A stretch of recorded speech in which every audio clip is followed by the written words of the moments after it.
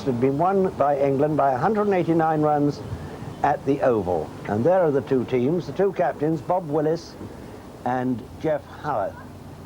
Derek Randall batting at 5 there. And plenty of familiar names still going strong in the present series. This particular match took place at Headingley. We're joining it in the 4th over. There's no score. It's Ewan Chatfield bowling to Chris Tavares.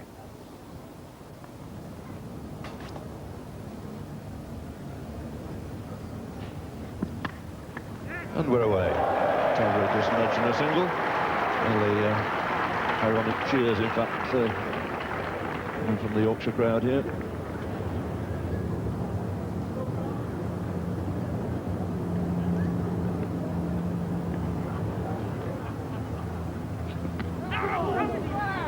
Westernhurst, he bowled 1 or 2 good outswingers and cut one back this time.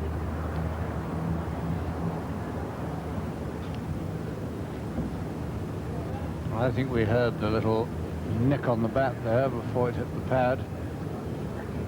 Anyway, possibly a bit high. It'll be a good battle, this, near Hadley and Tavares.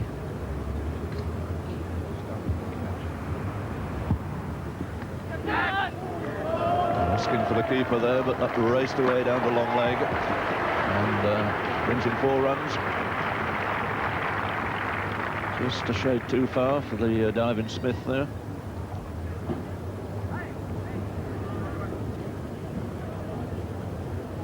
Must be very well to keep that down because it lifted quite sharply.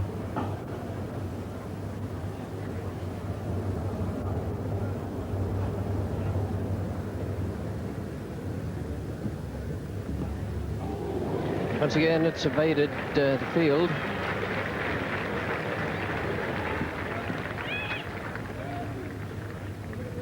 Three to Fowler.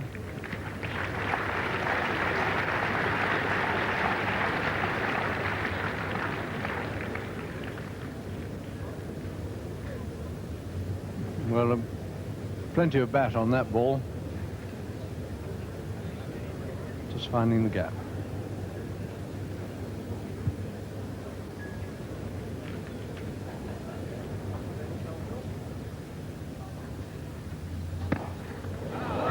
A good shot. Best stroke of the morning to date, even though it won't go for 4. John Graceful is the fielder.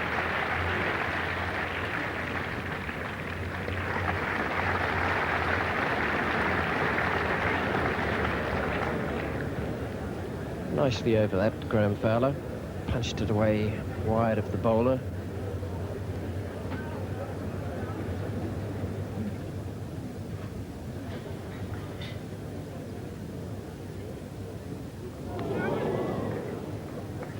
That's the first one that's taken off in that fashion. Most of the ball's been keeping a little low.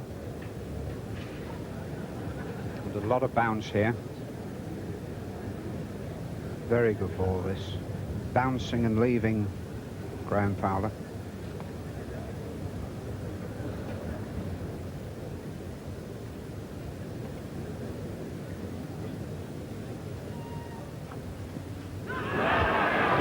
Gone this time. Now that's reward for a lot of hard work from the New Zealanders this morning.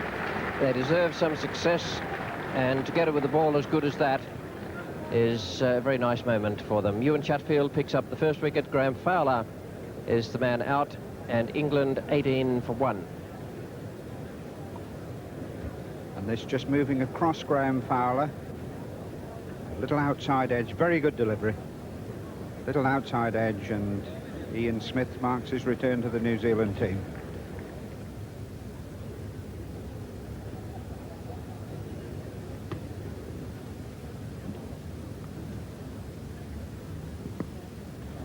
He goes away off the line.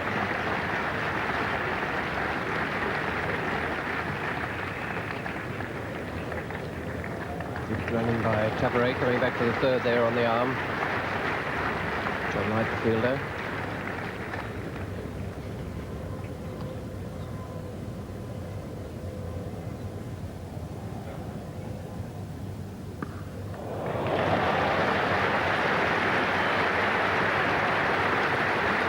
Too many loose ones bowled this morning. That's just the spot for David Gower. And the first real stroke of authority today. Beautiful square cut. Fine shot maker.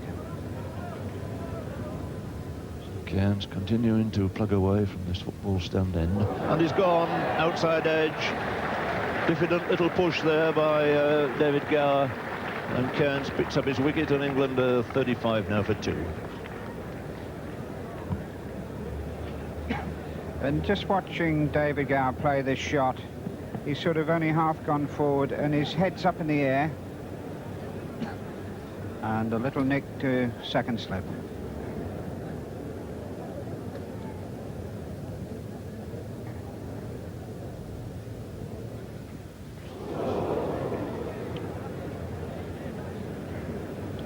Well, a bit of a strange shot, this one. I would have thought the square cut might have been better, rather than trying to pull it through mid-wicket.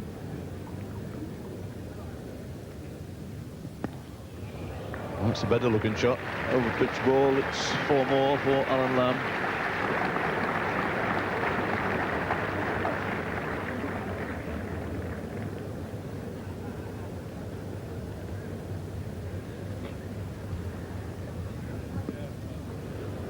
Just got the bat onto that. He won't risk a second. So the 50 comes up for England in the 31st over. And it's been pretty hard work from here this morning. Average share now is 20.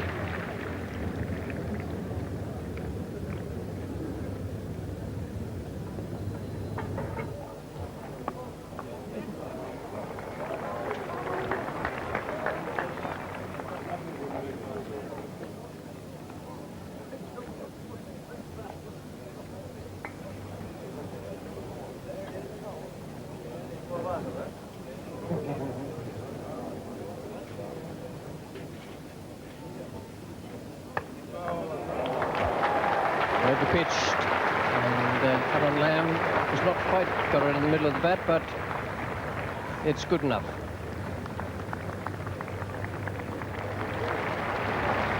He's only been given 3 for that.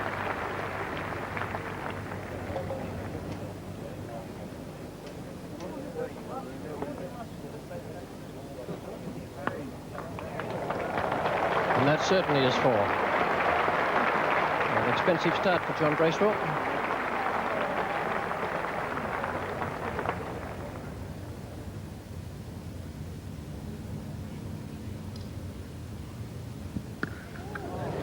He's picked that up beautifully and bounced it off the fence at mid-wicket, the advertising fence. It hit there on the full 6 to Alan Lamb. Quite an extraordinary stroke, that, because the ball didn't really get up very much.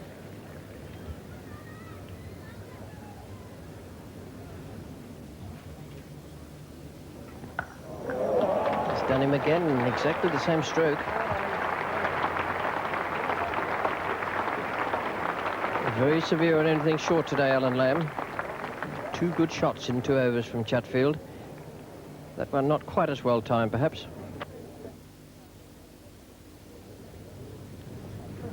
Still 54 overs to be bowled out of the 96 maximum.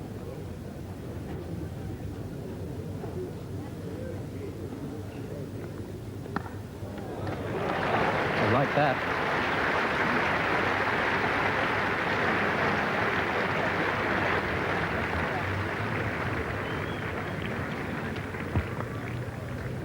Well, this is a cracking shot. Just a bit short outside the off stump. Full swing of the bat, right in the meat. Cross covers right hand. Lovely shot.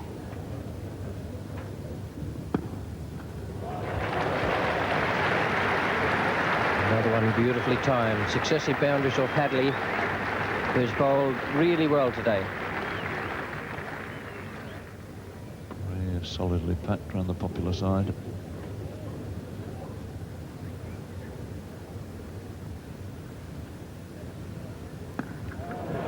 There it is, half century for Alan Lamb, and a delightful contrast with some of the less positive cricket in the first session. A brilliant 51 to him. 97 for 2 now. He's really getting a bomb, Alan Lamb.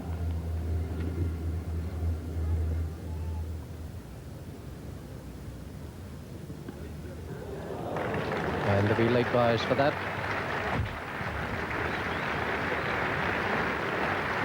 4 of them to bring up the 100. Nothing Ian Smith could do about that. 103 for 2. So Hadley again about to crowd Taffery. And he's got him away. It's going to be 4 this time. Uppishly over the area there between slip and gully. And that's a welcome relief for him.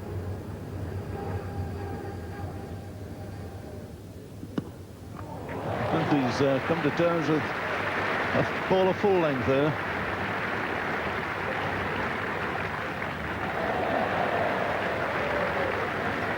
So, heidi-ho.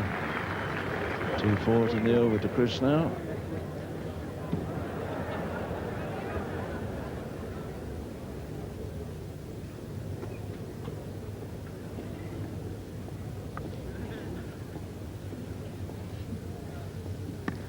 That's a good shot.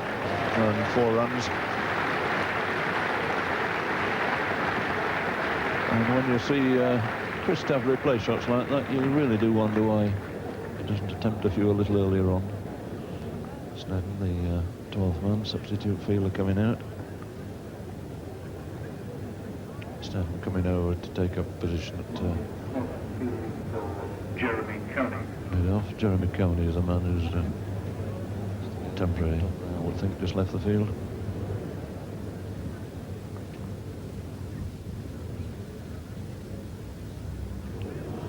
Swung away, might just have got an edge on that.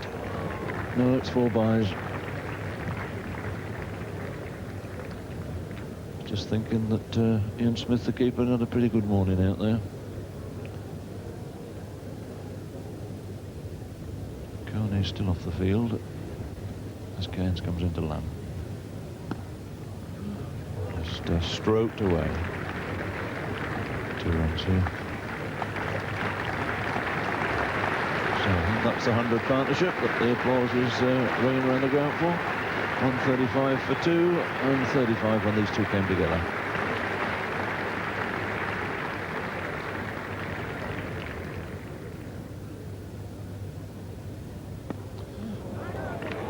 That's beautifully taken around the corner. A magnificent catch there. And Alan Lamb goes right in the middle of a very fine innings. It's ended with his score on 58. England are 135 now for 3. And that really was a magnificent catch around the corner. And Alan Lamb clipping this off his legs, timing it beautifully, but just getting it up a little. And a superb diving catch there. Great piece of cricket, that.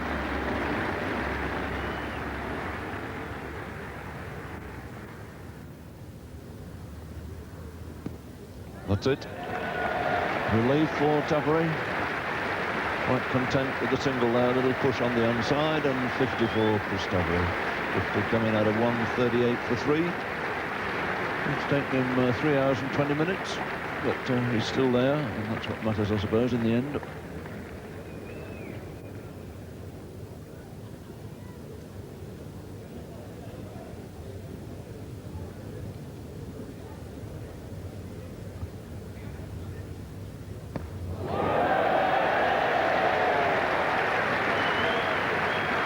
This Headingley crowd is in no doubt about its favourite foreign son.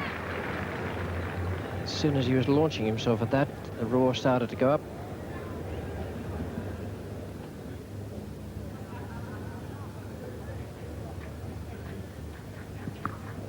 Great shot.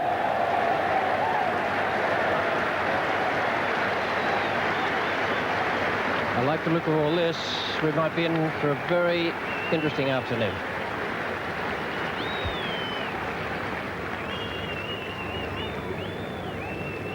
And this really is a superb shot. Picks that up And the sound of the ball on the bat, tremendous crack. It hurtled over square leg for 6.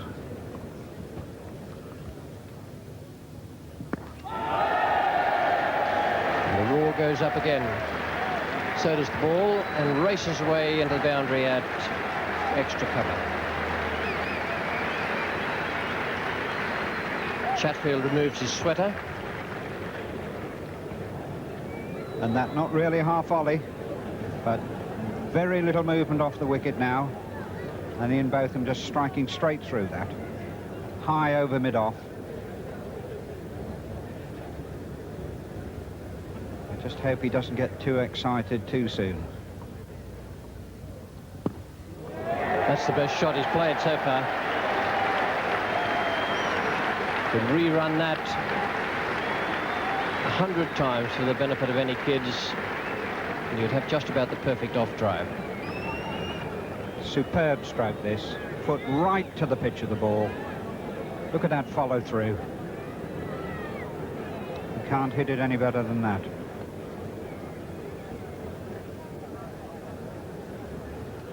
.162 for 3.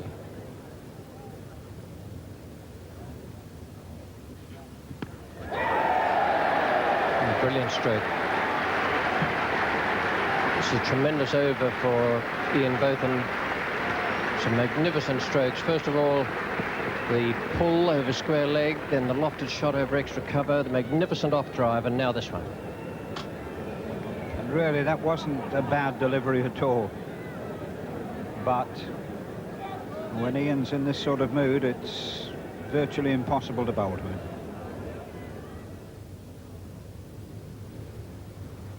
Slower one.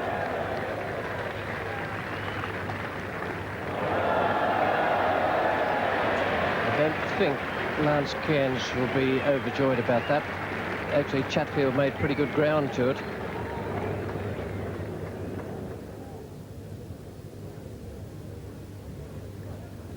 And he's gone. Lance Cairns has struck again, 3rd wicket, and that was a good ball. Botham played it with a legitimate defensive stroke. Outside edge to Geoffrey Howard, and Botham out for 38.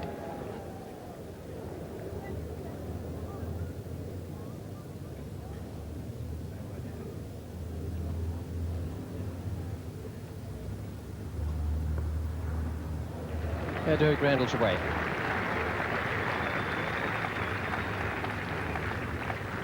Really a fine first day crowd here at Headingley. Enjoying another remarkable day of sunshine. The ready workhorse here, Lance Cairns, going to continue his 22nd over. And he's gone, wicket straight away. That one lifted, beautifully caught it slip. And what a very good day Lance Cairns is having. That's his 4th wicket. And it's the end, very brief appearance of Derek Randall.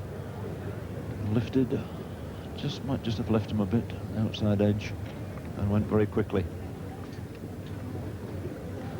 Tavri remains on 57 and goes on to 61, no doubt. Beautifully struck through that big wide open space, and it's an illustration of the shots that everybody knows Chris Tavri can play.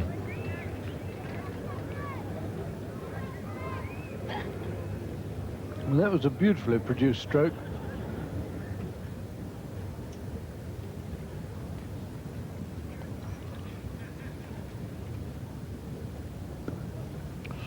So Edmonds away. Turns, comes back for the second.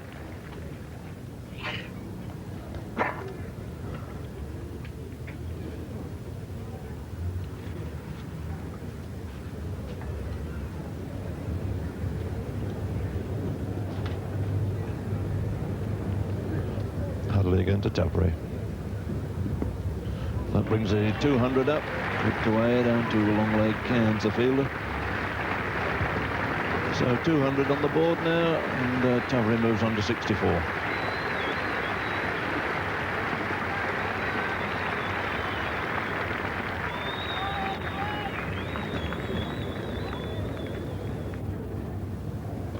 That's gone. No, it's a drop catch. Went very quickly and let off there for Chris Tavray.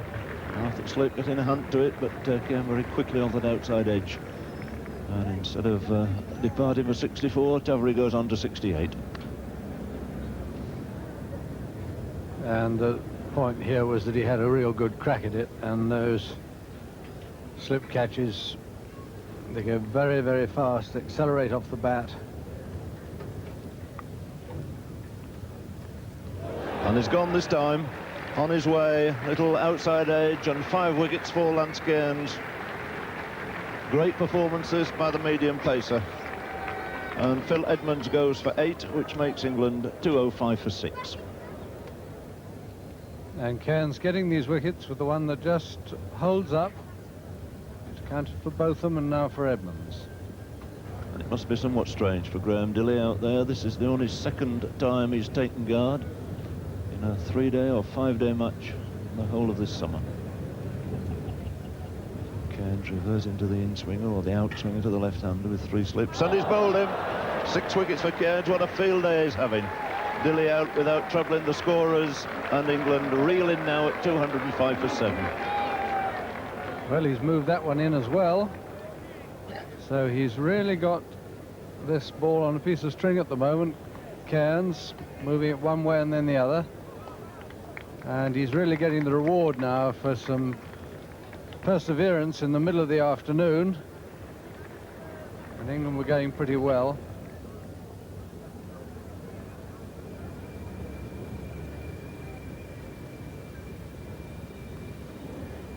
The thing that's exercising my mind is if Jeremy Coney can do that, and Lance Cairns can get the ball to move off the seam and bounce a little extravagantly, what will Bob Willis and Graham Dilley and Ian Botham do?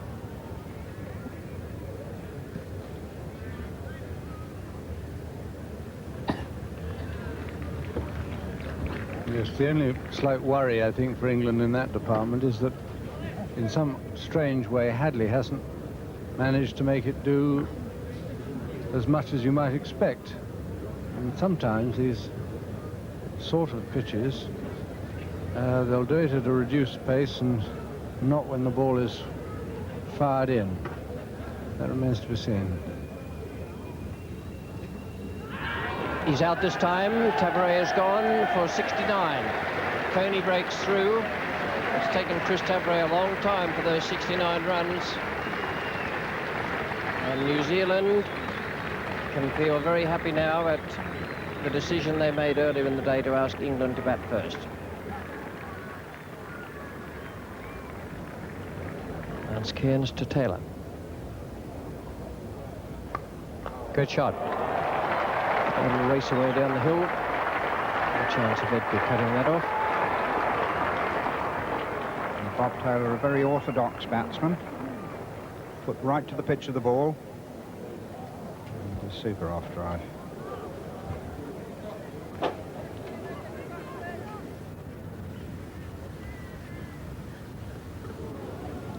It's a good delivery. The ball seems to be doing quite a bit more now. See how high this climbs.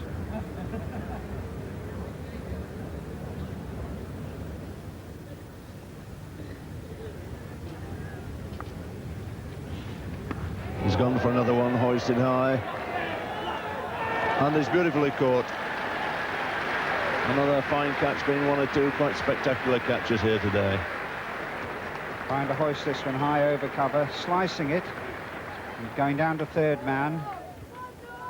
And Jeff Crow coming in very quickly from third man, catches a beauty there.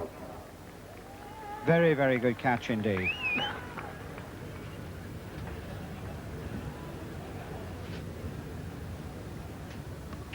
He's hoisted that away to long leg. Is it going to be taken? Yeah, very safely pouched, and that is 7 wickets for Lance Cairns, and England all out for 225. And a personal triumph down there for Lance Cairns. He'll get a marvellous reception. And that's certainly his best performance. In fact, it's the best bowling performance for any New Zealander against England in a test match either here or in their own country. John Bracewell it was, taking the catch down at long leg. And a big ovation for Lance Cairns. Just the 4 double-figure scores for England. Tavares 69, a slow effort, but in the context of the day, not a bad one. Lamb and Botham were exciting and played some glorious strokes, and Taylor was the other man who was unbeaten on 10. The bowling figures for New Zealand were very impressive all the way through the day. Richard Hadley was consistently unlucky. 21 overs, 9 maidens, none for 44. Chatfield 1 for 67. Cairns 33.2, 14, 7 for 74. And Jeremy Coney, I thought, did an excellent job in taking his 2 for 21. And so too did Geoffrey Howarth with his captaincy, bringing Coney on in partnership with Cairns. And so too did Geoffrey Howarth with his captaincy, bringing Coney on in partnership with Cairns at just the right time.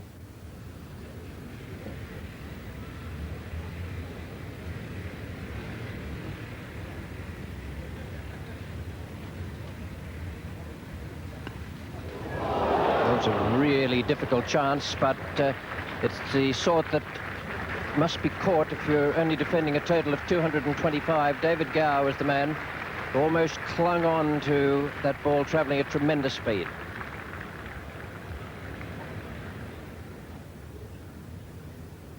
Well, this was the catch. Played a little bit away from himself. It went high over Gower's left shoulder, and he's done everything but catch it. Superb stop anyway.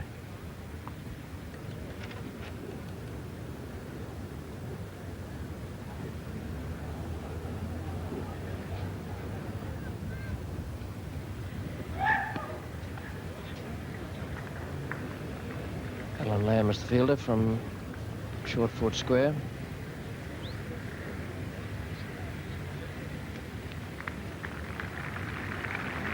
Rather slowed down in that chase by the fact that he's wearing a helmet.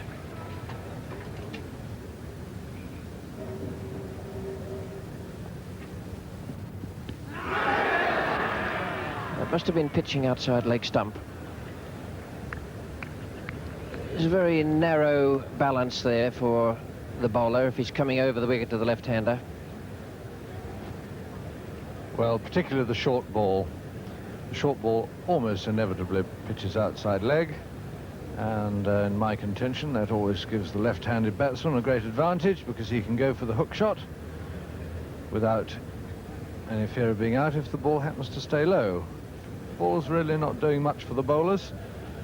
Both of them bowling at a fair old pace but not getting much out of the pitch, and the batsman in quite good control. Oh, having said that, that's the first one that took off. So perhaps the effects of that light roller are just starting to wear off.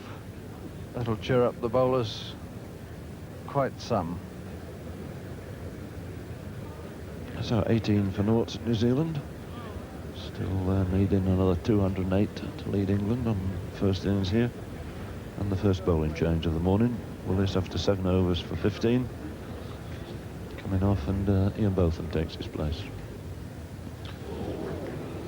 Played that too soon. Expecting change there with Willis coming off and Botham coming on. Well, a very short ball. In fact, it perhaps didn't get quite as high as he expected. Played over the top of it, hit him on the hip. Sorry about that. There really was 4 there for the taking. Short on the offside is made sure this time. That's 4 runs. Nice slow, gentle, long hop in back there from both.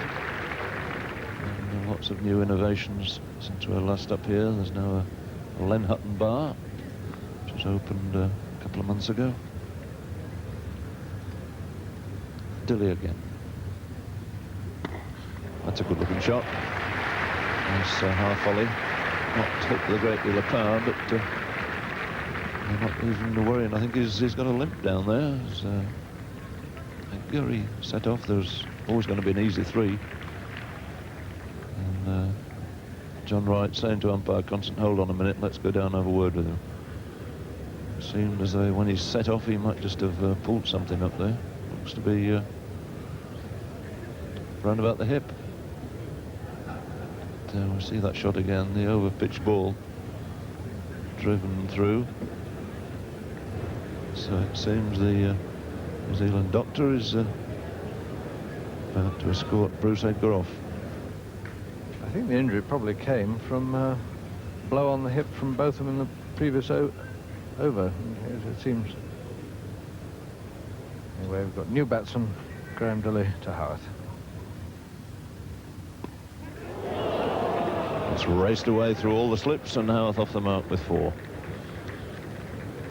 Certainly doesn't take very long to reach those boundary ropes.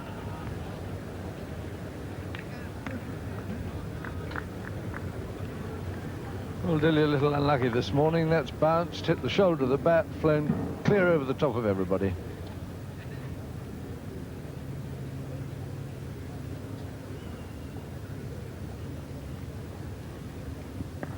That's short when it's 4 more. Pulled away rather than hooked. With plenty of time to pick his spot. 2 4s to Howarth now in his 9 runs. Very fine player, Geoff Howarth. Beautifully balanced there.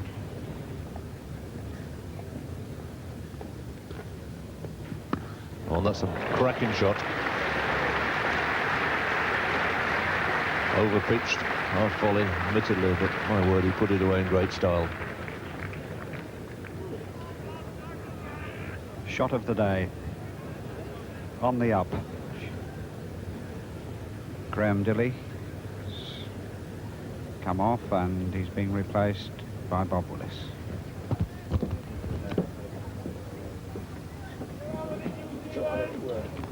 And they are drifting around. Can you move him, Lassie? Quite amazing. In that house behind you.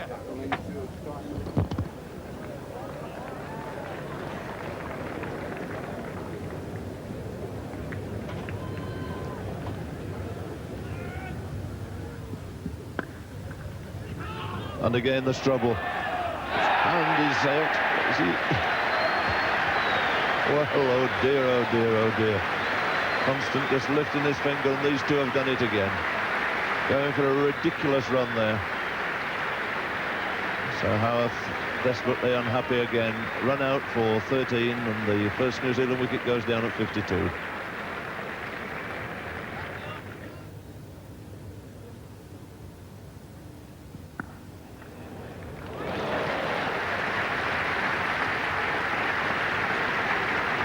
Another fine square cut and a brilliant piece of fielding by Alan Lamb, diving full length.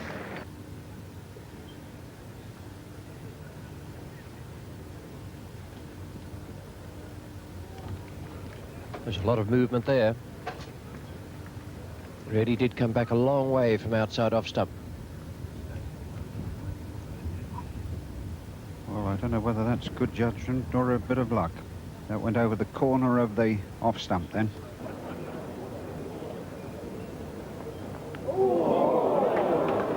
Four runs, first runs off Norman Cairns, and he can count himself a little unlucky. Very quick delivery, that.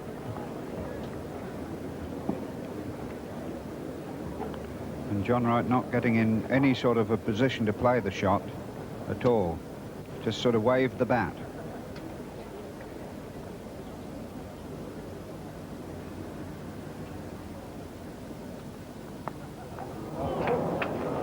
And 4 more. Other side, other edge.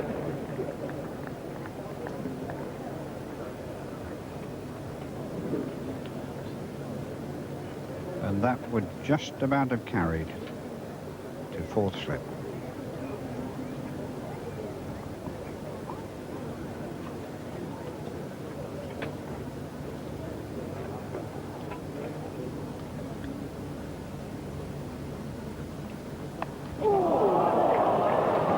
Off the over so far, and not one of them's come from anywhere near the centre of the bat. And Wright faced in and cracking it away off the back foot through the covers. A chase there for Alan Lamb. The ball, as ever, just gathering that little bit of extra pace as it goes over the ropes, and it's 4 more.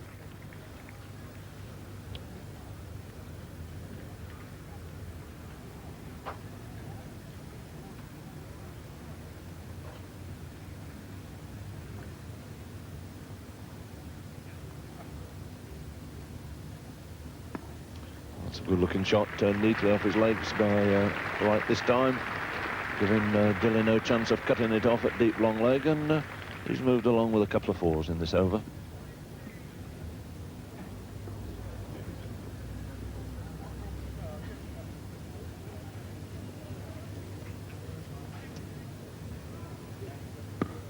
It's a good straight drive. Beautifully timed by Martin Crowe. That brings him his first boundary as it races up that hill towards the Kirkstall Lane end.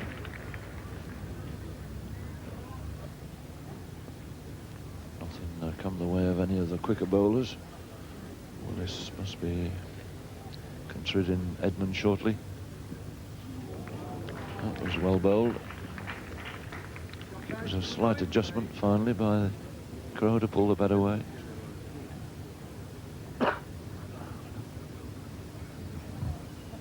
Well, Ian Botham really getting his fingers to work on that ball, cutting down the side of the ball, but pretty short. If you can get that one up another yard, it'll be very difficult to play. There's a straight drive again, and it's 4 more. Just bided his time as Martin Crowe waited for anything, slightly overpitched and put it away in fine style.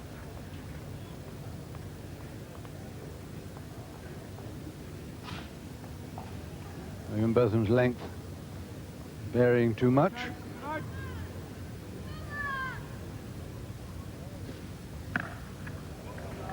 He's done it in good style this time. That's 4 runs, cracked off the back foot again. And Lamb just jogging after it, knows there's no way in which he can stop it. So a very good 50 once again to John Wright.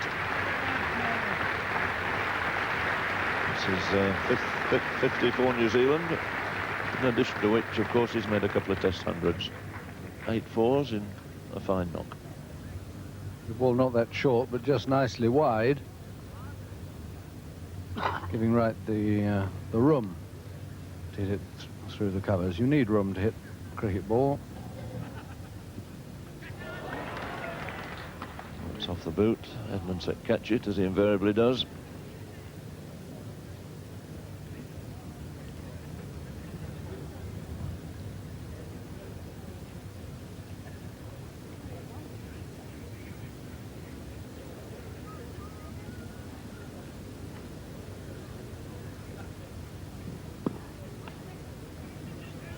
Right, a little long time setting off there.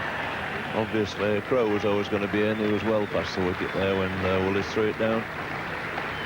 The other end would have, in fact, have been the more sensible end to throw to. Well, the ball was a full toss, and they needed to go pretty well because Willis is often underestimated as a fielder because he looks a little ungainly. Interesting, the other man was only halfway down the wicket when he threw the wicket down at the far end.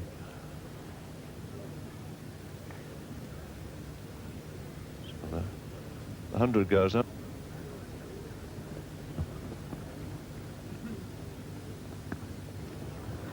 He's got that away very nicely in front of square leg. There's no deep square, no man out, in fact, on the onside other than the man at deep backward square. John Wright taking full advantage of the field placings.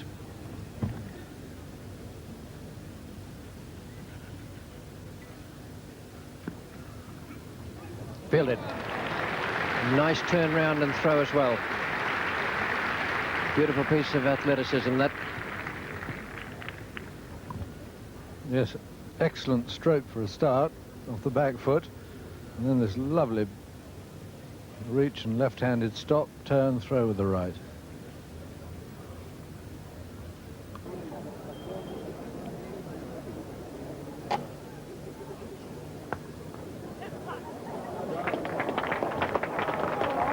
Nicely timed.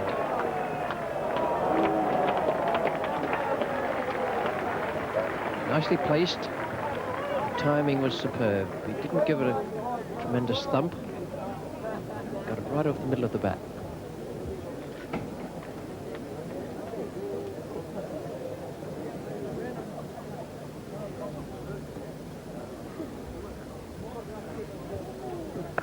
A good shot. He was very quick to seize on that. That's one of John Wright's great plus marks. He's a fine defensive player, and every time a loose one comes along, he jumps at it.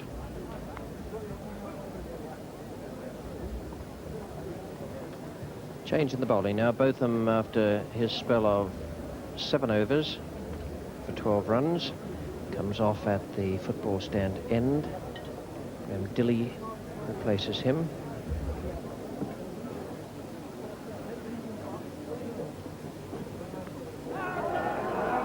Shout there for not playing a stroke. Batsman can be out that way. I would think a very fair shout indeed, although the ball bounced. Got a little bit high. It hit Martin Crowe just above the knee roll, and I think would have gone over the top and possibly just outside the off stump. You can see, and that was definitely going over the top.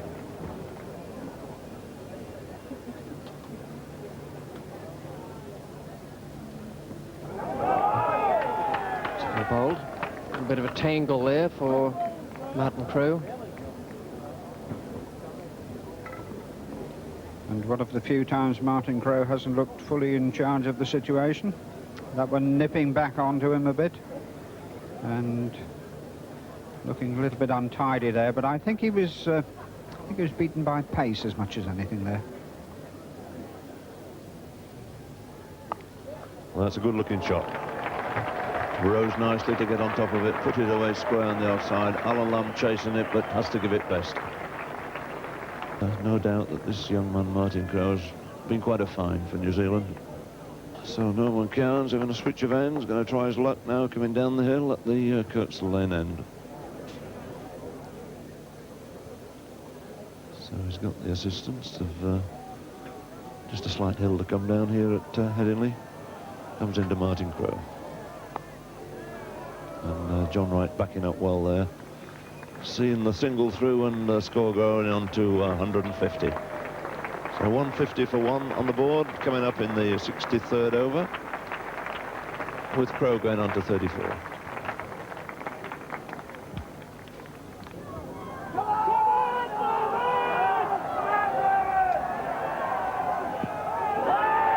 He's out, WW. None too happy about it, but Cowans has struck, and it didn't look to me as though Martin Crowe got nearly as far forward there as he has on many other occasions where he's escaped the umpire's penalty. Martin Crowe was absolutely late on that shot. He wasn't playing it at the time the ball was there. It hit him low, low down.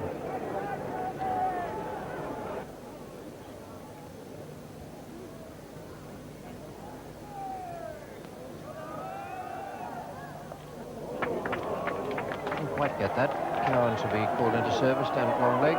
He's got a good arm. Oh, what a good piece of cricket from England. And what a very, very bad piece of cricket from New Zealand. This business of turning and running a few yards and then having a look at where the fielder and the ball might be can only lead to disaster. When he hit the ball, there was an easy two. But then he takes quite a gentle first run. But Cowans has fielded superbly, and the second run out picked him.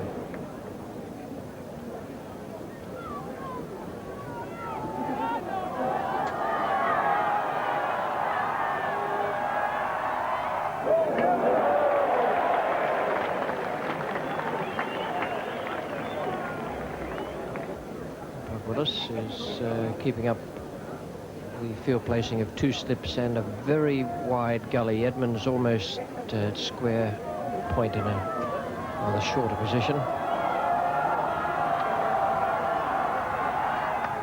And Willis has got him. Safe hands. Wright is gone. The memory of 2 run-outs will be with him as he walks out. He's out for 93, and England suddenly right back in this game. Cowans takes another wicket.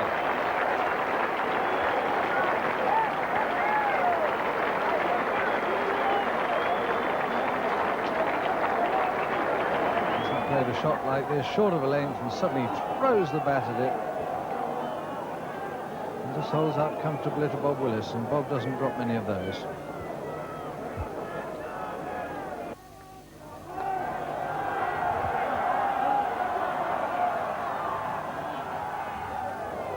Hadley's away.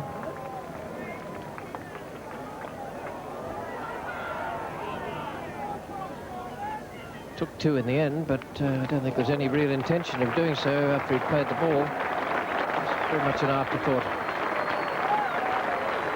McCowans has struck again.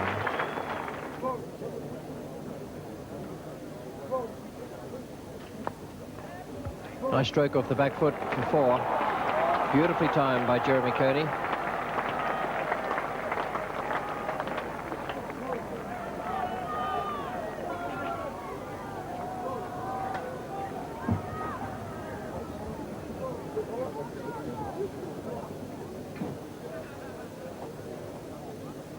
Jeremy Coney is taking strike.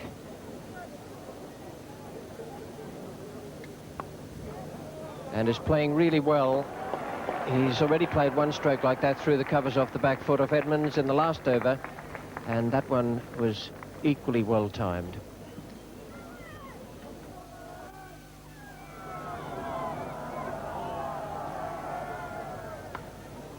Well, he's cracked that through the offside. Lovely shot from Hadley. Over-pitched ball.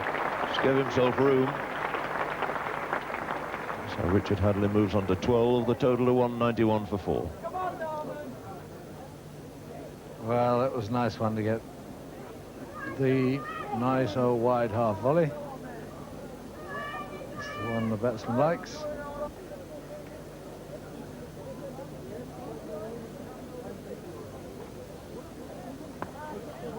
That's a beautiful shot again. Picked the gap between extra cover and mid-off and stroked it away in great style.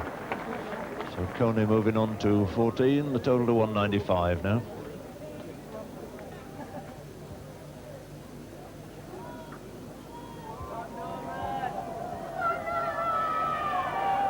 Counts again. Easy single there.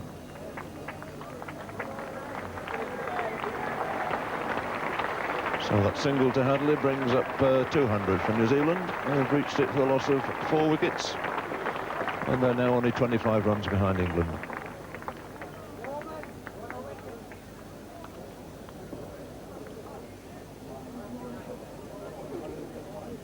So Bob Willis about to take the new ball. Just had a loosener with the old one.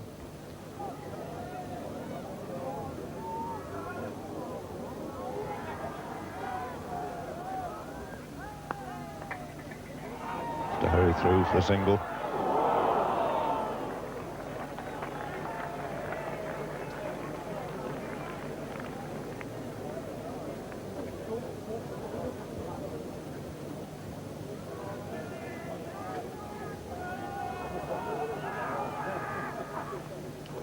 That's edged away, beautifully caught. Really was another fine catch. Well, Bob Willis has paid off for this new ball. He's got rid of Jeremy Coney, who played so well. Goes for 19. And the 5th wicket goes down at 218. And Jeremy Coney not really getting behind this. Playing it a little way from his body.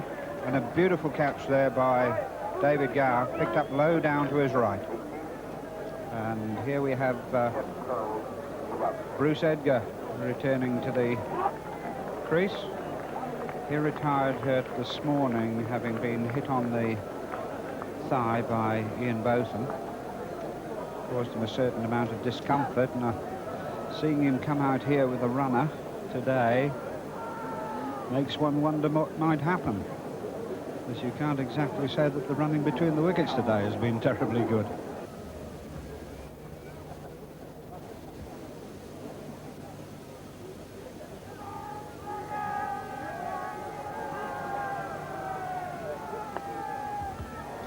It's 4 runs. There is a slip cordon there,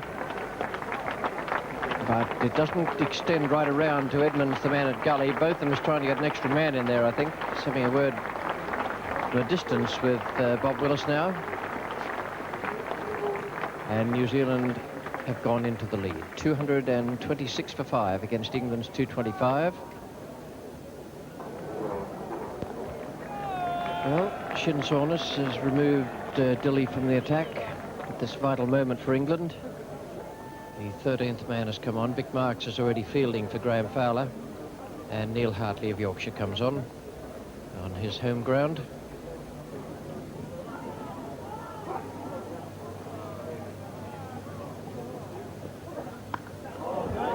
Beautiful square drive. Almost as though Hadley was waiting with a slightly over-pitched delivery, and that gives him his half-century. Successive half-centuries in the Oval Test, and here he's hit 8 fours. It's his 7th 50 for New Zealand. It's not including the century he's made as well. 52 not out. One of the great all-rounders of world cricket.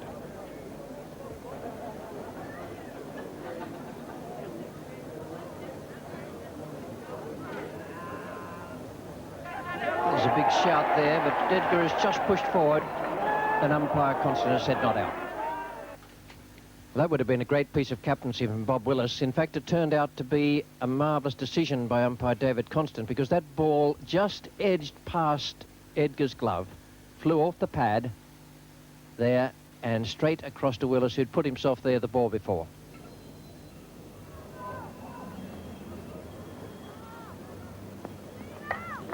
He's gone for the big one, and he's middled that over the top of mid-off. Didn't quite pick it up as he would have liked, but it's racing away down there. And it's a very good piece of fielding and chasing by Lemlang. Had a marvellous day in the field here yesterday. Picked up some absolute snorters in the covers, and of course he was the man responsible for running out Jeff Howarth.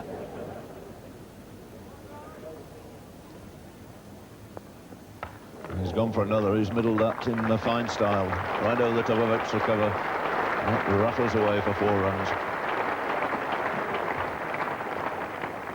A fine shot, this. A little bit wide of the off stump. Plenty of room for him to swing the bat. And that's what he likes. He's got a marvellous eye, Richard Hadley.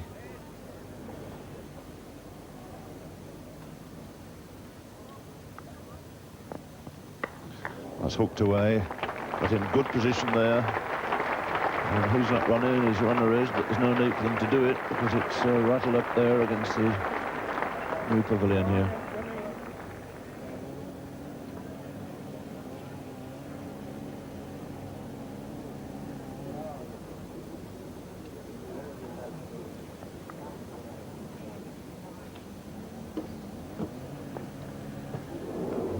The intended hook shot and suffered a bit of pain there. See him hold that hip bone where he took the nasty rap yesterday.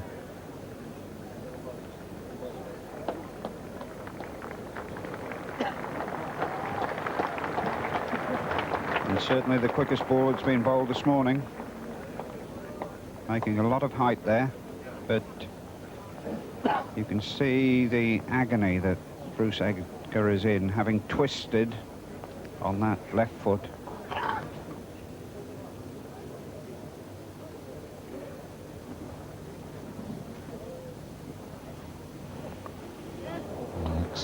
Edgar this time sweeping it away down to deep square, and that goes all the way through for 4. Just about the first time, in fact, that Edmonds are straight off line to Edgar, and he certainly made the most of it.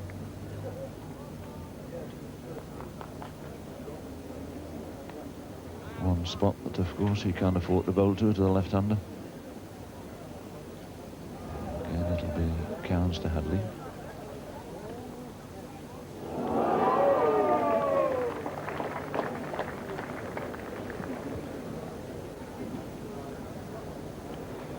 No question, Norman Cowans is generating quite a lot of pace there.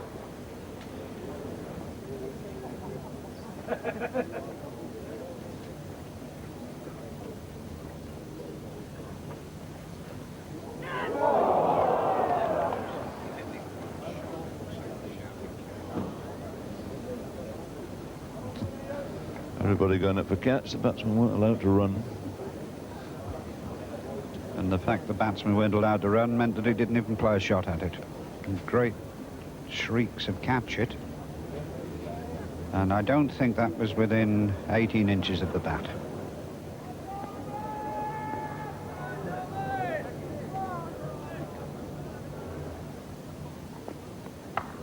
Great shot for 4. Cowans gave it a little bit of width. And the foot beautifully in position here, right across to the pitch of the ball.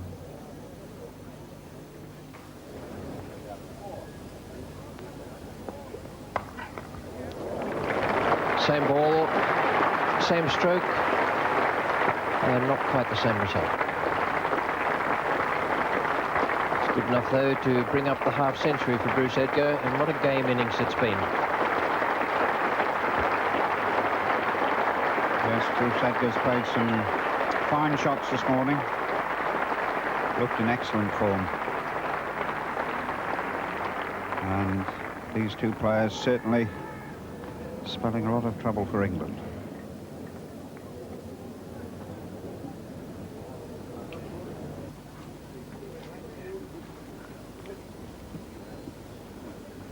That's not quite the length Edmonds needs. He's got to have it up to make Hadley drive.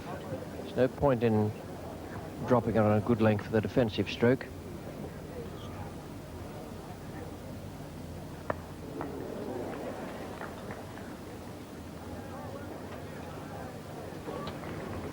And Phil Edmonds won't mind seeing Hadley play this sort of shot. Taking a little bit of a chance there, and in fact, he didn't quite middle it.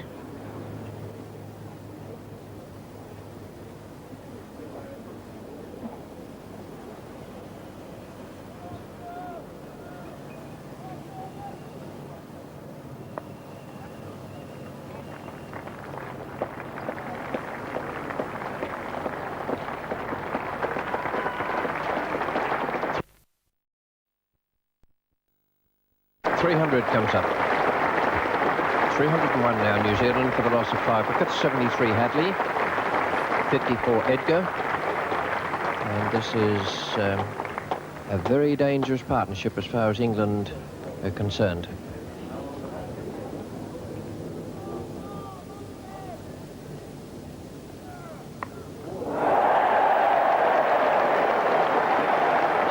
Bad luck there. But it was very good luck for Norman Cowans and for England. Richard Hadley at long last goes. Fine innings that. Splendid partnership. Well, this is the way they've tried to get it, Hadley, from time to time with the short ball. And he's got an under edge onto his stumps. His efforts at hooking have not been very successful, and this time cost him his wicket.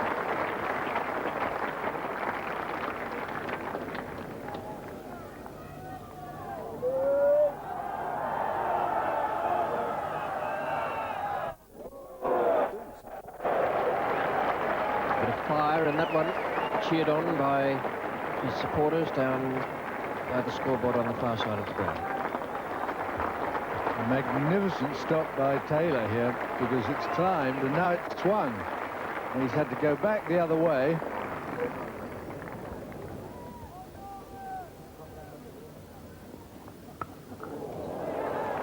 He's hit that very well.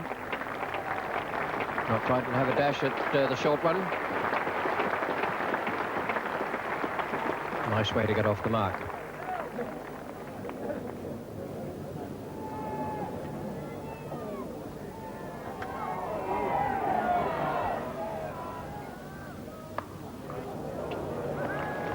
Going to need 1 or 2 more out there if he continues to drop them as short as that. That really was his loose, and halfway down, cracked away by Edgar for 4.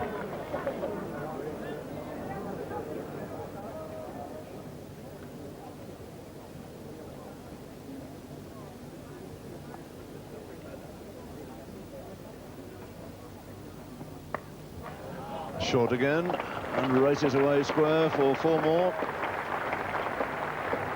So each time he's dropped the bad ball, Edgar's been very quick to get hold of it.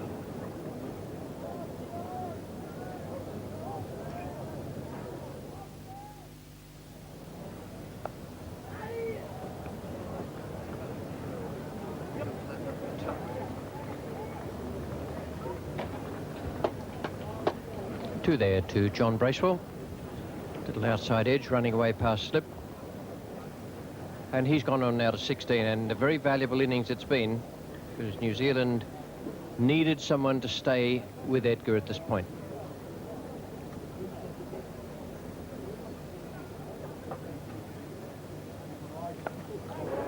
But that's trouble. It's out. And he's done the wrong thing there, John Bracewell. Now, that's one of the few times Edmund's given the ball a bit of air. He's broken through in his 42nd over, just after lunch. Dilley taking an easy catch at point.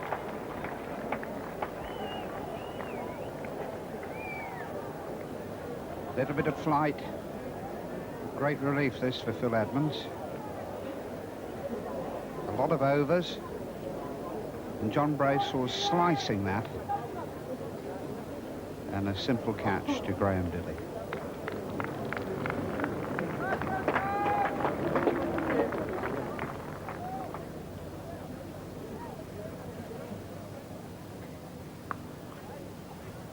And Smith's off the mark straight away. The spin of the ball there beating Dilley. Come on, Dilley.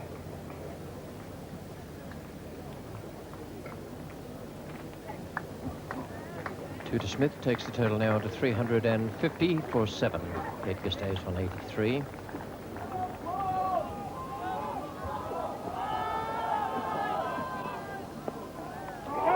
Caught, Taveray. Smith goes, and now England are back in it, with Bob Willis taking his 2nd wicket. He's now taken 293 Test match wickets, big Bob Willis.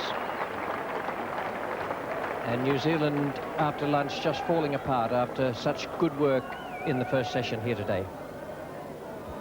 Yes, that's absolutely right. I mean, this is a completely irresponsible shot from Ian Smith. With Bruce Edgar going well at the other end.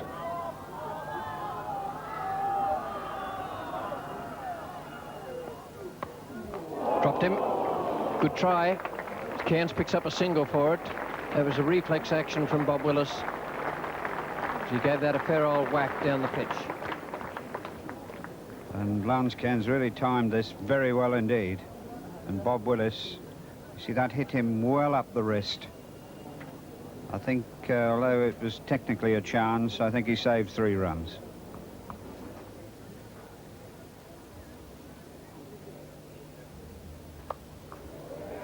That's in the air, and it's well over the top. And Woody's a great hitter, this fellow. Chris Taveray took a couple of paces back and then just sadly watched it soar away over his head. 6 to Cairns. And the bat hardly moves. He just gives it a flick. And it goes miles, high over mid-wicket.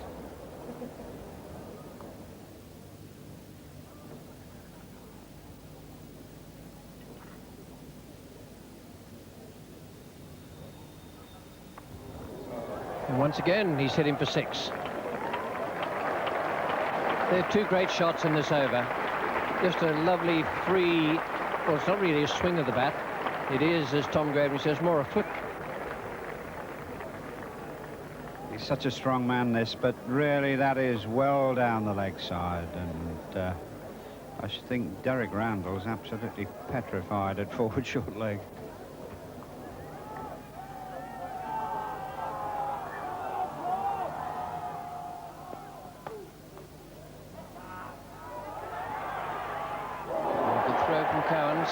Cairns was home. He'd moved very smartly after the single.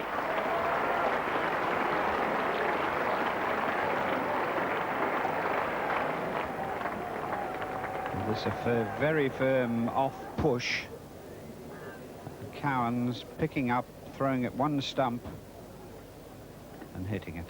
But Cairns quite comfortably in. Some of the fielding and throwing has been brilliant in this match.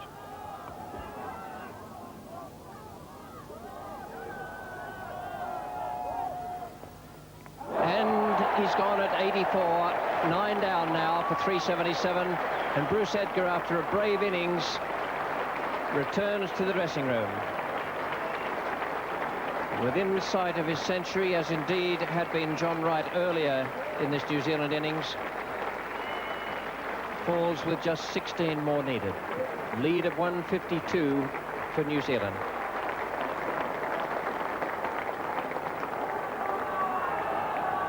It is now to Chatfield. And that's close. Yes, right across there with the front foot. And Cairns remains 24 not out. The innings comes to an end at 377. New Zealand's lead 152 very valuable runs.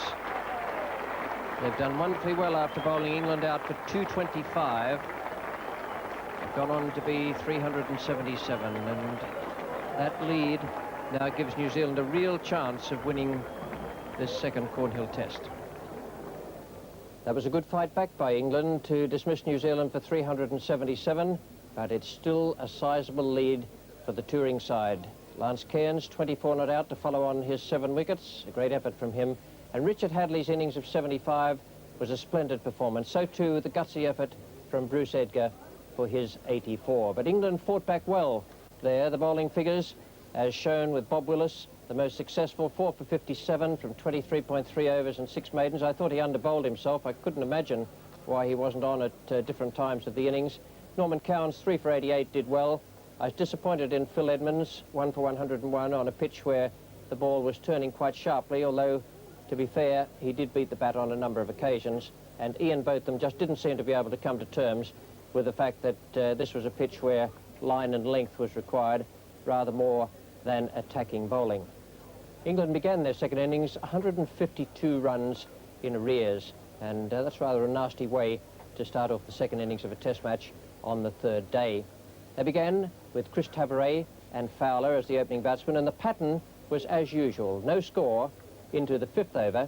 Here's the first ball, and it's Richard Hadley coming into bowl to Graham Fowler. And the first runs inevitably coming off the outside edge. Boundary there for Graham Fowler.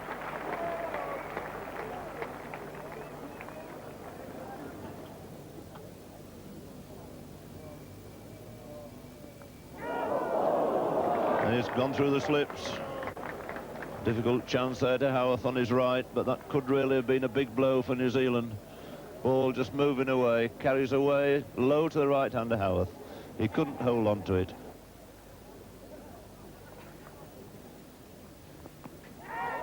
Well, really nothing going the way of New Zealand at the moment. Pushed away. But, Martin Crowe's very close there. Difficult to judge at what sort of pace that ball's going to come from the bat.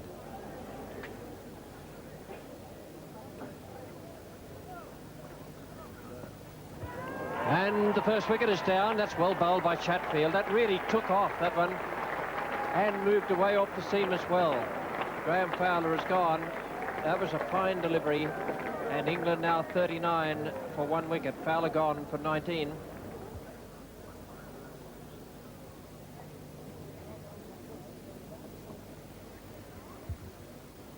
Oh, bat kept low, almost ran along the ground. Quite right, Ewan Chatfield. The old-fashioned grubber. And you would have thought that Chris Tavares' forward stroke even so would be equal to it, but he simply goes straight under the end of the bat. There are the details as Hadley comes in.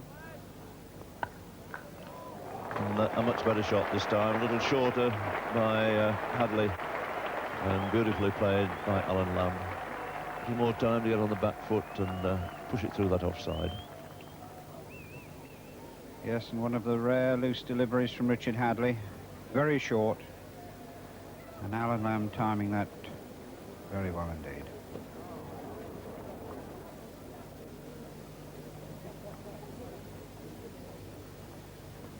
Oh, and another beautiful delivery.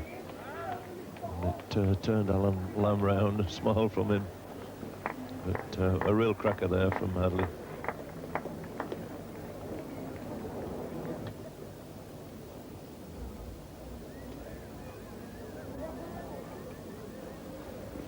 Cut short. Oh, that's beautifully played. Everything right about it. Feet across in the right position. So David Gower picks up 4 more. And total goes on to 73 for 2. And this one well short.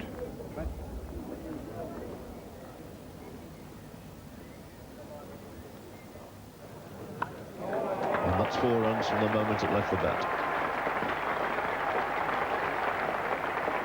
Again, just fraction on the short side, and noticeably Alan Lamb much quicker into position then.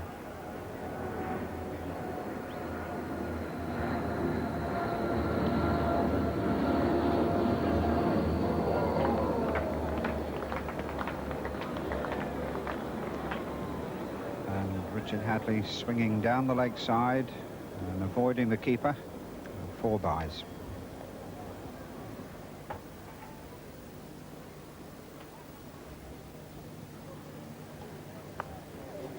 Beautiful stroke, 4 runs to Gower.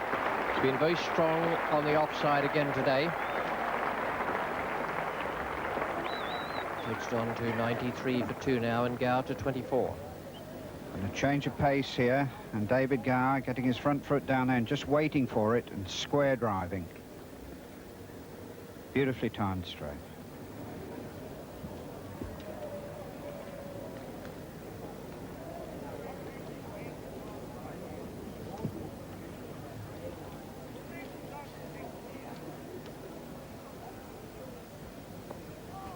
And that'll bring up the 100 for England. Snedden's into action again. Well bowled by Kearney, finding the outside edge there of Gower's bat.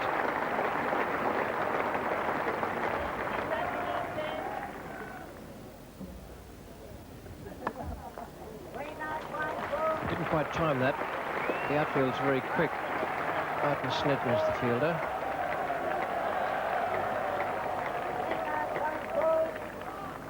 Well, I'd like to see that on the replay. It's just a question of whether or not he was in the air when he was over that boundary rope. It was a good save, but I think he forgot for a moment that he was still on the move. Martin Snedden it was.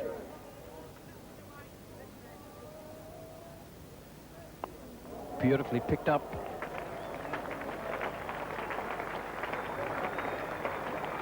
Chatfield just saving. And 3 to go. Well, it's really great to see these two both in full flow together. I don't think Gower's entirely happy with that. A little bit of an outside edge. Well, Jeremy Kearney has been bowling beautifully out there. He's been moving the ball in the air both ways. Jeremy Kearney has certainly just drifted in, yes, and he was beaten by the length as well, a piece of misjudgment by Alan Lamb. Very nice bowling from Kearney. Forced the batsman to try and play away on the offside.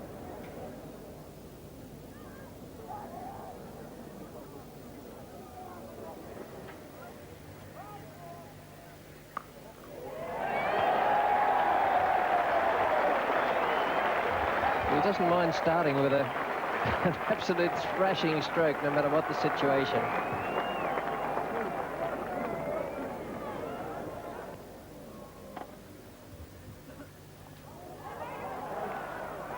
And he's gone this time. Back of the bat. Geoffrey Howarth has done very well to get around for that. Flew off the back of the bat, and Howarth made great ground to it. He must not have sighted it instantly. It would have been obscured a little bit by Ian Smith. And Howarth was after it like a hare.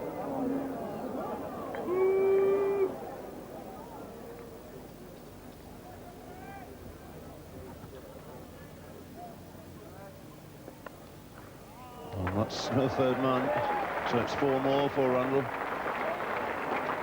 So he's collected 3 boundaries already as he moves on to 15.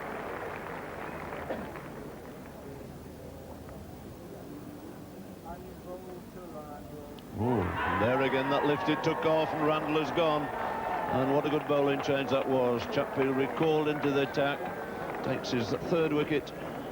And Derek Randall again, the recipient of a particularly a nasty lift in delivery. He's gone for a bright and breezy 16, but England could have needed him to stay there. 142 now for 5 and in real trouble.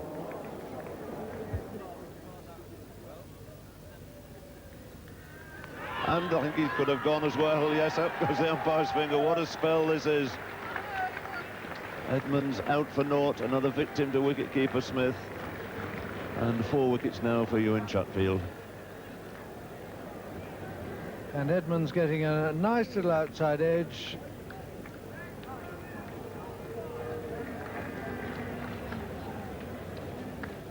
So there are the details. 4 wickets for Chatfield, 2 for Coney, and only Gower there remains on 43.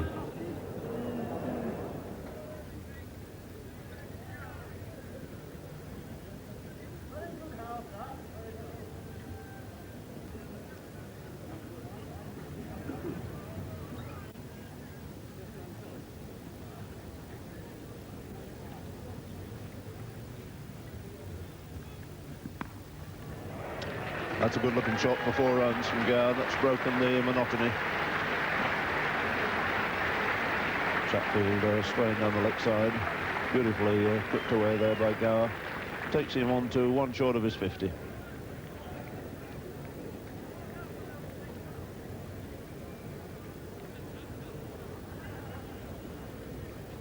David Gower just getting sweetly into position. He's so neat, nimble on his feet.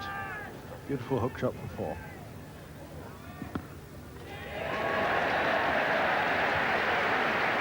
So a good 50 by David Gower. In a day of adversity here for England, successive 4s.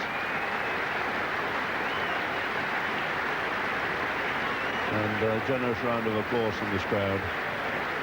So that means, of course, that New Zealand will now have to bat again. 153 for 6 with Gower on 53.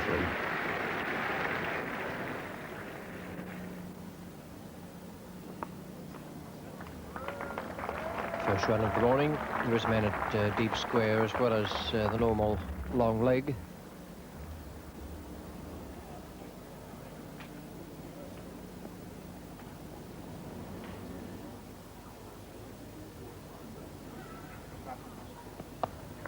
In the air, but safe. And 4 runs. Nicely picked up, in fact, by David Gower.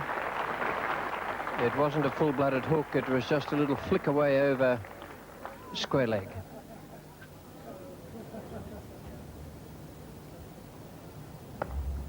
It's a good shot for 4. That'll race down that slope, but it won't go. In fact, the rain overnight here has slowed it down. That's the quickest area of the field. And it's just taken the sting out of the ground.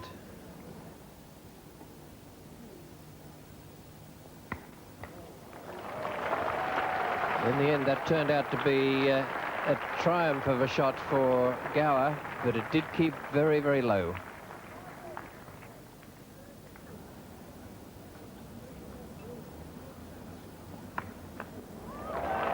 Or more.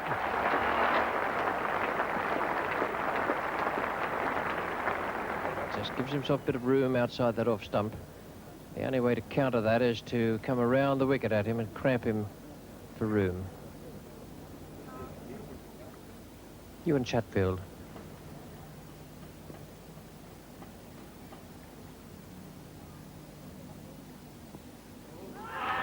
And that is out. The partnership's broken and Chatfield has done it again. And Chatfield gets the edge, which the other bowlers have just failed to find. So every man has his day, and Chatfield's taken his 5th wicket. Graham Dilley is gone.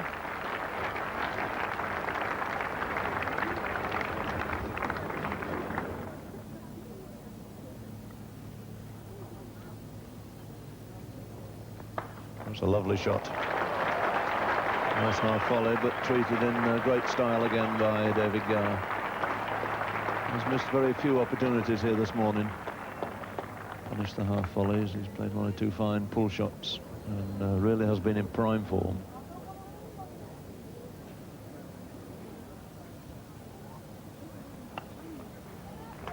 And Gower very quickly into the first run, hoping to come back for the second, decides against it. A wise decision.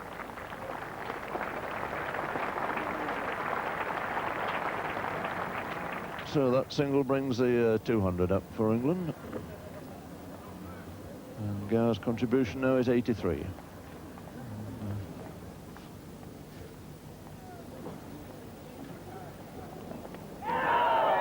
That's a good ball.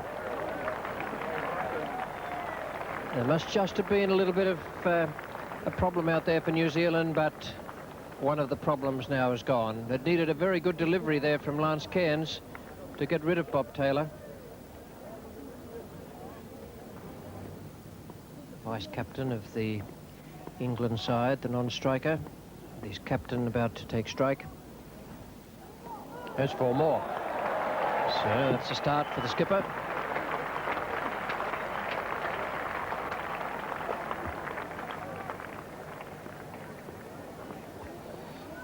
It's almost guaranteed that Bob Willis is going to push forward. And little inside edge, round the corner and 4 runs. Yes, that's going to be his favourite shot against every bowler, I would think. Oh, what a lovely catch by Jeremy Coney. He took a beauty earlier in the match, and that was a little whizzer. It was going between first and second slip. Willis is gone, and it's 221 for 9 now.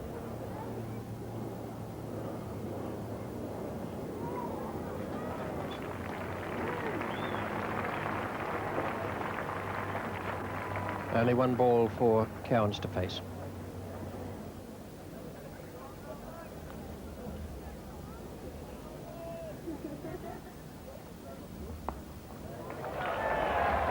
Going to take 1, and that's all they'll get. I don't think that was all that wise. A little consoling word there from Ian Smith, but that displays a degree of confidence in Norman Cowans that's not universally shared in the commentary box. Now, David Gower's having a few mutters to himself there. It's just a question of how fast he can run to get down the other end. Slow ball.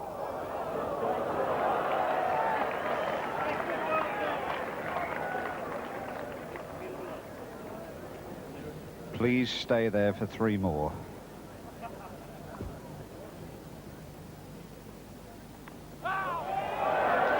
Got it away off the inside edge, and it's gone for 4 runs.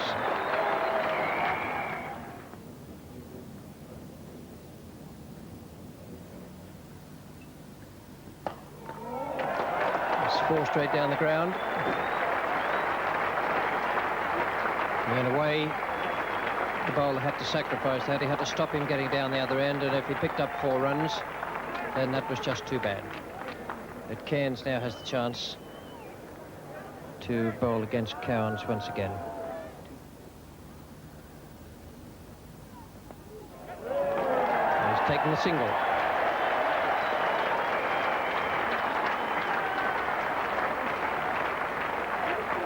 Now, New Zealand will give Gower his century. He's on 99 at the moment. They'll scatter, and they'll allow him to take the single so they can get another go at Cowans. If he hits, he's in trouble. And Kearney elected there to throw the ball underarm to Smith, and it allowed Gower to reach his 100. Very, very fine innings from David Gower. Nice support here right at the end from Norman Cowans.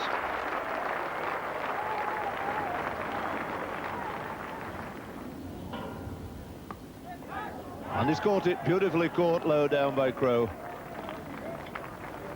Well, it really was a fine catch, went off the bat very quickly. It's another wicket for Lance Cairns. So England finish on 252 all out.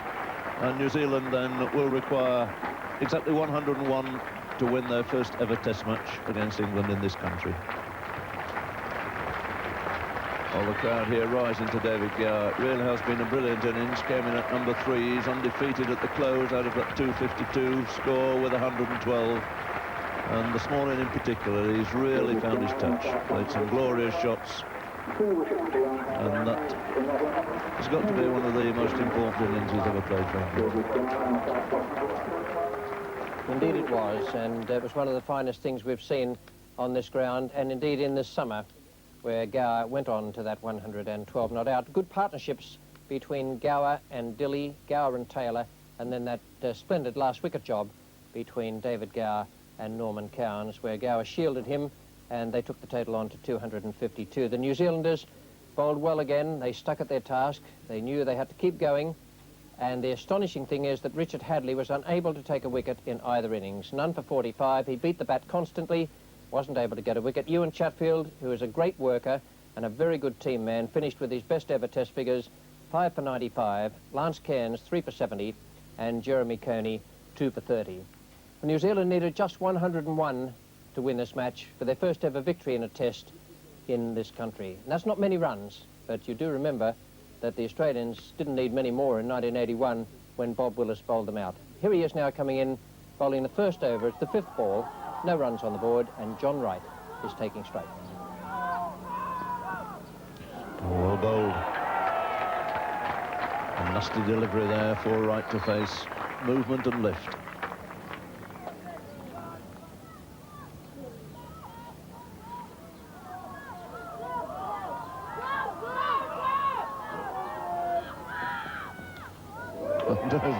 Bouncers going through for 4. 4 byes. That helps New Zealand's cause a bit.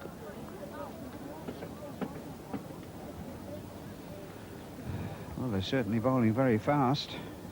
And that high over Bob Taylor.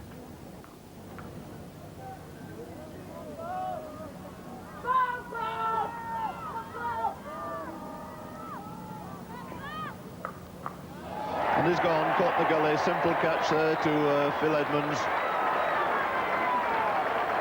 So Bruce Edgar never getting on top of that rising delivery. He goes for 2, and England take the first wicket. New Zealand then 11 for 1. And this one coming in at Bruce Edgar, and in fact tucking him up a little bit. And he steered it straight to Phil Edmonds at the gully. He didn't really hit it very hard either.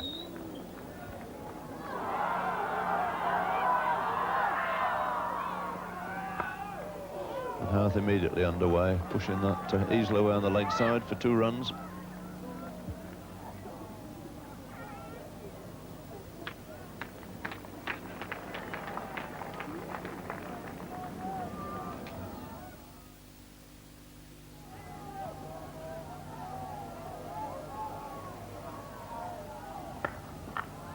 It's a beautiful stroke. That's what New Zealand must do, play their natural game. Not bother looking at the scoreboard. The ball's there to be hit. It must be struck firmly. If they just try and pick up the singles, then they'll get themselves into trouble.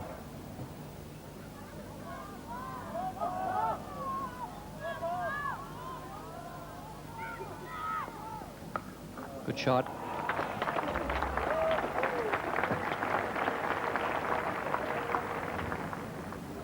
And a superb hook shot this by Jeff Howard. Perfect positioning.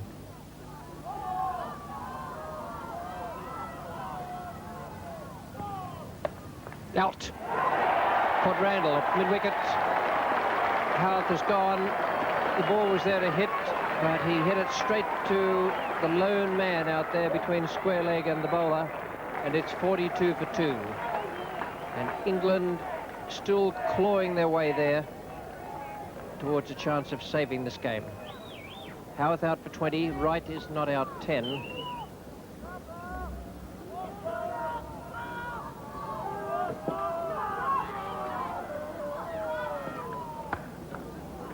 Nicely timed, won't go for 4. Fowler is the man chasing.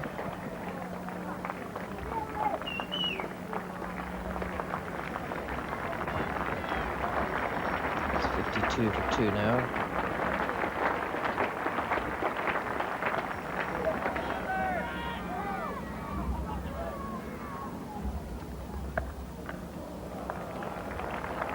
Very good shot from John Wright.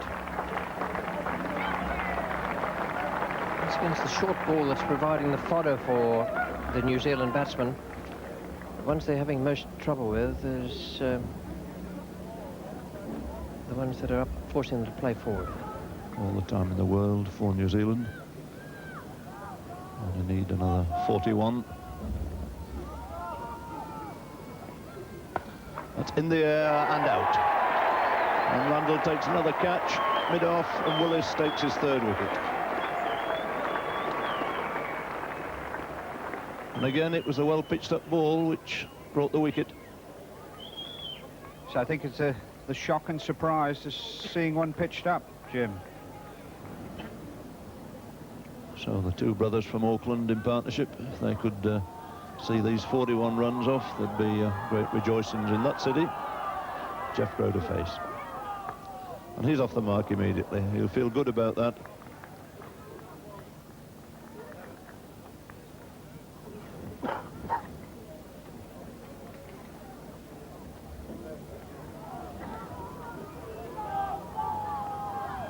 Willis again to Martin Crowe.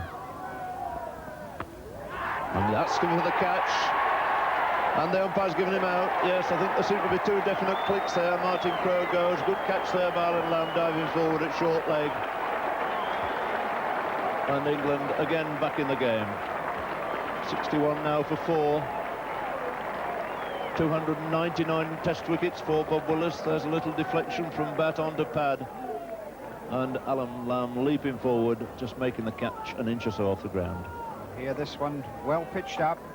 Bob Willis bringing Martin Crowe forward. And that ball bouncing off the pad.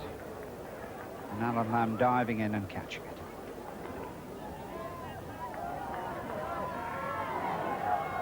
So can he get some support now from Dilly?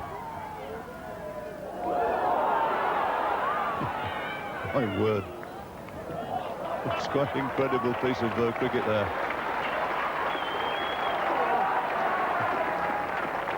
Just about everything happening in the course of that ball, as I'm sure we'll see again.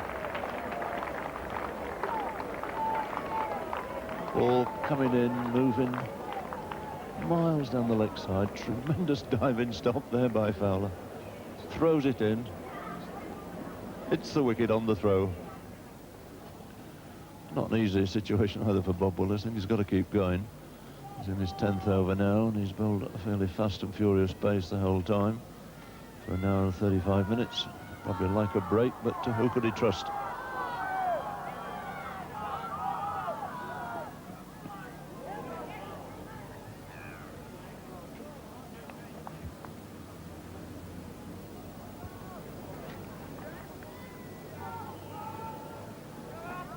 So Bob Willis in again to Jeff Crow. 83 for 4. Crow on 13.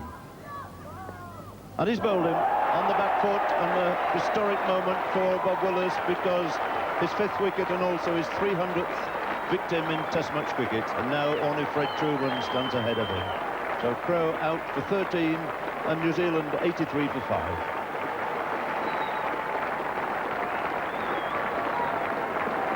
And what a slaughter it was, nipping back off the seam. Mentioning about the wicket takers, there's Bob Willis, risen now in the order. 4th, gone ahead of Underwood today with his fine spell. 7 behind Trueman.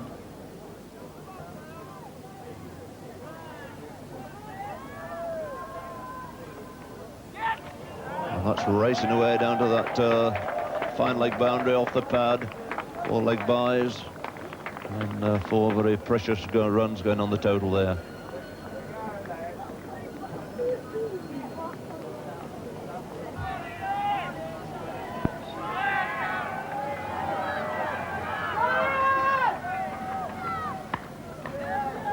And that's it. First ball from Ian Botham brings the 4 runs. And New Zealand have won their first ever Test match in England. And Geoffrey Howth deserves the congratulations.